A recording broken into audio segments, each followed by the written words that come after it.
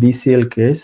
Okay, I received some question after 7 months later that why my political belief is important if returned. Why Home Office um, asking further more questions? Give me an advice, please. My third interview was in May. HO asked 17 question. Most importantly, say why my political belief is important if returned. Yes, এখন হচ্ছে যে BCL আমি যেটা ধরতে পারছি সেটা হচ্ছে বাংলাদেশ ছাত্রলীগ। আপনি যেটা বলতে চাইছেন যে ছাত্রলীগের রাজনীতির সাথে জড়িত ছিলেন। আপনার ম্যাটারটা কিন্তু এখনো হোম অফিসে পেন্ডিং আছে। মানে আপনার তিনবার বলতে ফার্স্ট ইন্টারভিউতে একটা ডিফারেন্ট ধরনের জিনিস, ওটা স্ক্রিনিং ইন্টারভিউ। এরপরে যে মেইন ইন্টারভিউ, এটা অনেক সময় আমরা ইদানিং দেখতে পাচ্ছি 2বার ইন্টারভিউ নেয়। কোন কেসগুলো নেয়? আমি বেশিরভাগ লক্ষ্য করছি যে যেগুলোর একটু পোটেনশিয়ালিটি আছে, যেগুলোয় তারা আরো ক্লিয়ার হতে চাচ্ছে, এই মানুষটা একটা অন্তত মধ্যম মানের রাজনীতির সাথে, মধ্যম লেভেলের রাজনীতির সাথে জড়িত ছিলেন অন্তত পক্ষে।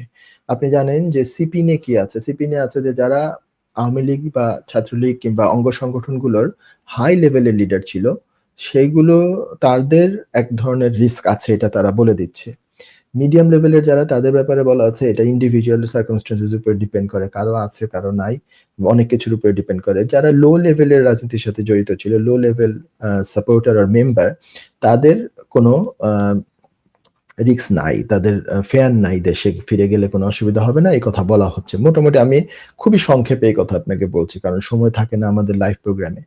তো আপনাকে মনে হয় মিডিয়াম লেভেলের অন্তত ফেলা হয়েছে। দেয়ার মানে আপনি মানে আপনাকে দেয়া যায় নাকি দেয়া যায় না, এই জিনিসটা আরো একটু ভালো করে দেখা হচ্ছে। তো পলিটিক্যাল বিলিফটা, মানে আপনার যে বিশ্বাস, আপনি যেই দলের রাজনীতি করেন, এইটা আপনার ফিরে যাওয়ার ক্ষেত্রে কতটুকু ইম্প্যাক্ট করবে, সেইটা আপনাকে জাস্টিফাই করতে হবে। তো সেটা আপনি আনসারটা দিবেন আপনার যা যা ব্যাকগ্রাউন্ড, যে ইয়ে আছে। এবং এখন যেমন বিসিএল তো হচ্ছে বাংলাদেশে হচ্ছে এখন হচ্ছে নিষিদ্ধ, তাই না? ছাত্রলীগই নিষিদ্ধ। আওয়ামী লীগের রাজনীতি হচ্ছে এখন স্থগিতের মতো আছে, বা রাজনীতি আপাতত করা বন্ধ আছে, কিন্তু ছাত্রলীগকে নিষিদ্ধ ঘোষণা করা হয়ে গেছে, ছাত্রলীগ সংগঠনটাকে। তো সেটা আপনার এই বিলিফটা কিভাবে আপনাকে বড় ধরনের এফেক্ট করে? এর মধ্যে তো কিছু কিছু ইয়ে হয়েছে, যেমন ধরেন শেখ হাসিনার জাজমেন্ট হয়েছে, আরো কয়েকজনের জাজমেন্ট হয়েছে।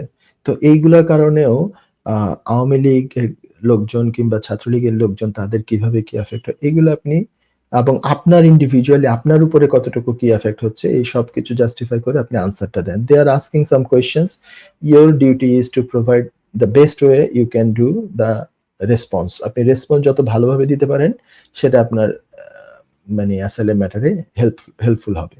তো এইভাবে আপনি এটা ভালো করে ডিল করেন, এটুকুই আমার পরামর্শ। যুক্তরাজ্যের ভিজিটর ভিসা নিয়ে দুশ্চিন্তা?